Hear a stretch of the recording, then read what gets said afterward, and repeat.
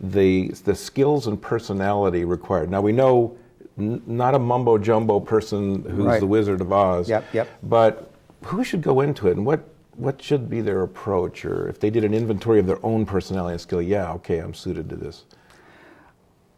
I think it takes someone who really wants to help other people, but doesn't necessarily think they have all the answers, but wants people to take action to get there, to find out. Mm-hmm.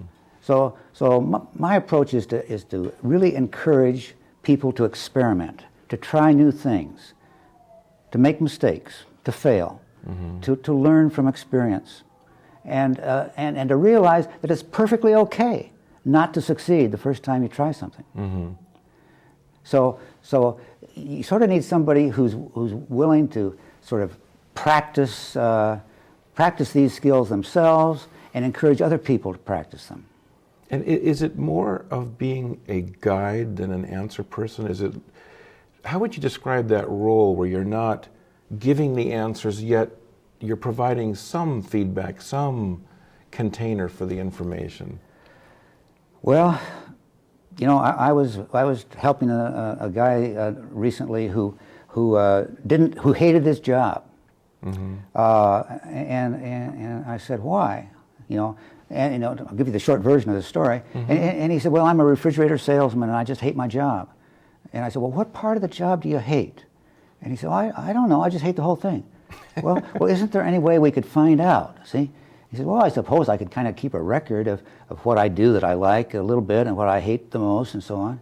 I said, that's a great idea. That's a great idea. Why don't you do that? And why don't you could, instead of just saying you hate it or you love it, you could say you could have a 10-point rating scale. Oh yeah, he says, that would be good. And I could make some comments about each thing that I do. And I said, would you be willing to try that for one day? And he said, oh yeah, sure, I'll try it for a day. But I didn't see him for 2 weeks. He came back in 2 weeks. He had kept a 2-week record of everything he had done. And it turned out that there were quite a few things he had done. I looked down the list of things. There were quite a few 10s and 9s and 8s, that things that he liked. He said he hated the job, but there were a whole bunch of things in there that he liked. And there was nothing below a 4. And, oh, really? Yep. And so I said, I'm really puzzled by this. How come? He says, it turns out that it's not that I hate the job that I do. It's not the tasks. I just hate telling people that I'm a refrigerator salesman. That's what I hate. And so I said, well, you could give yourself another title. He says, oh, yeah? Like what title? I said, well, I don't know. I don't have the slightest idea. But why don't you take the kind of things that you like? Well, let's take a look at your chart. What kinds of things did you give 10s to? He says, well, it's the kinds of things where I'm helping people decide what kind of refrigeration equipment to get at the least possible cost. I love helping people that way. Oh, well, I said, why don't you give yourself a title that sort of captures some of what you like? He said, well, I don't know what it'd be. And so he goes away and he comes back next week and he gives me his business card. What did The business card says, James, what's his name? Cold storage consultant. And that was, but I said, why is it that this title you like and the other title you hated? And then he gives me this whole thing about his personal upbringing and how his mother thought he was going to be the leader of the free world. and for him to become a refrigerator salesman, you see, was not good enough. So I'm going to have to cut you off. Oh, yeah, okay. We've got your other role in ready, your Fantastic. little video clip of you. So what are we seeing in this one? Well, I've forgotten. I think it's somebody challenging you, right? They're critiquing your...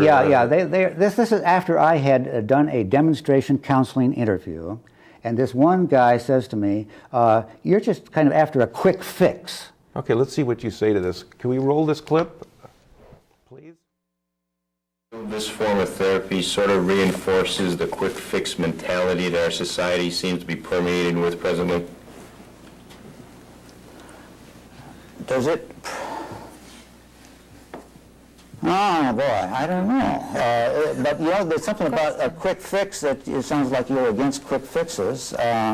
You see, I'm not against quick fixes if they work. I think the quicker the fix, the better, if it's a good fix. So I don't believe in extending whatever. I don't believe in having long-term therapy just because it's long-term. I mean, as far as I'm concerned, the shorter we can do it, the better. The only reason we want it to go longer is because it takes longer in order to accomplish our goals. If we can do it in one session, let's do it in one session. If it takes 3, let's do it in 3. But the shorter, the better. So I'm not against a quick fix. It's only if the quick fix is a bad fix, then we're in trouble. But in this particular case, I don't think it was a bad fix. I think it was taking steps toward a good fix. Research literature. Okay, you put him in his place. Yeah, gave him a quick fix. I want to read this quote and get your take on this, because I thought this was such a liberating quote. It's about your work, and then it includes a quote of your own. It says that your revolutionary work on the effects of happenstance offers liberation and fulfillment on many levels to anyone willing to make the most of unexpected life circumstances. And then it quotes you as saying, the career counselor can play a crucial role in helping clients to create positive chance events. As a result, clients may not end up where they requested, but they may very well end up where they want to be. I think that's great. Can you comment on that? Well, this is sort of the story of my whole life. I never knew where I wanted to be. And so when my professor said psychology, of course, I'd never taken a course in psychology. But after I signed up for it, I started taking courses in psychology. Turned out that I really liked them. I enjoyed them. They were fascinating. I used to go to the library and just read journal articles about psychological studies. So it was a happenstance, but once I found it, I really liked it. But I still didn't know what I wanted to be when I grew up. See? So I don't know how much you want me to tell you, but when I was in danger of graduating from college, you see. You were in danger of graduating? I was in danger of graduating, absolutely, and because I didn't know what I was going to do next. So I went to another professor, and I said, Professor Clitheroe, what do you think I should do after I graduate from college? And he says, oh, I don't know. He says, where were you born? Well, I was born right here in Iowa. He said, oh, well, that's good. He says, I just read an article in some newsletter about a fellowship that Columbia University offers that's eligible, that only people who are born in Iowa are eligible for this particular fellowship. He said, you could apply for it, but I don't think you'll get it. That's what he said. But it was the only thing he suggested, and so I applied for it, and lo and behold, I got it. And so then I went to, after time came to go to Columbia University, and I went into the psychology department there, and I said, well, here I am. And the guy I was talking to me says, well, what kind of psychology do you want to go into? And I said, oh, is there more than one type? This is your field. And he says, yeah. He says there's experimental and perceptual and clinical and all kinds of different kinds of psychology. Oh, and educational, he says. I said, oh, well, educational sounds kind of good. He said, well, in that case, you're in the wrong spot. You ought to go across the street to Teachers College and talk to them. So, okay. So then I go across the street to Teachers College, and there's Ruth Strang, who has a long line of people in front of her. And when I get up to the head of the line, she says, well, we're signing people up for counseling. Would you be interested in taking a course in counseling? I said, oh, yeah, that sounds good. Because I thought, if I learn how to be a counselor, then I can counsel myself, and I'll find out what I want to be when I grow up.